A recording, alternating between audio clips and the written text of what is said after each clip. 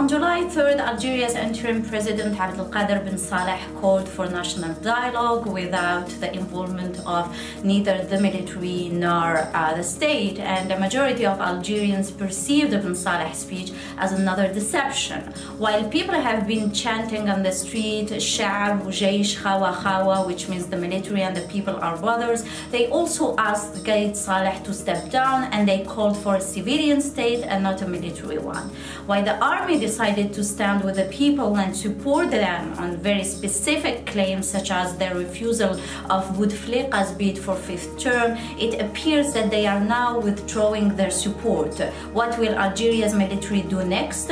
In their decision-making, Algerian military will take into consideration three important factors: their institutional reputation, their internal cohesion, and last but not least, their corporate and individual interests. The first factor is the institutional reputation. The army is the most trusted institution in Algeria. According to the 2017 Arab barometers, out of 1,200 respondents from all over the country, roughly 75% see the military as the most trustworthy institution in Algeria.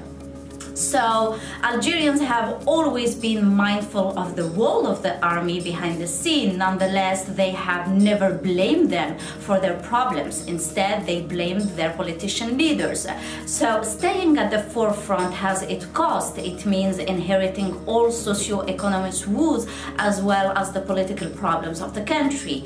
And for the military to leave the reins of power to an elected government that people chose democratically is the best way forward and is less risky for their reputation and their internal cohesion. So the second factor that the military are going to take into consideration in their decision making is their internal cohesion. There are many junior officers and enlisted men who showed their support to the people because they do identify with the average citizen. Let us remember here that the Algerian army emerged from below. Its ranks are filled by ordinary citizens from mostly the lower and working class, as conscription is mandatory and universal in Algeria. So there are similarities and affinities between the troops and the protester. And this is why Algerians have been saying and chanting Sha'ab, Jaysh, Khawa, Khawa. So the use of coercive resources is likely to create divisions within the institution among the ranks of mid-level and junior officers. A third factor that the military will take into consideration in their decision-making is their corporate and individual interests. The armed forces in Algeria have a colossal budget and no other institution outshines it. So this colossal budget is classified and no details on defense spending are available. So there is no defense specific committee in parliament, no effective parliamentary oversight. Also, there are individual interests. Several of the ruling generals have personal interests to protect. Let us remember here, for instance, that with the selective and controlled liberalization of the country throughout the 90s of the economy of the country, many senior military figures infiltrated the private sector. So three options are available to the military in Algeria. The first one, the military can play down their direct involvement in politics to better maintain the existing institutional structure.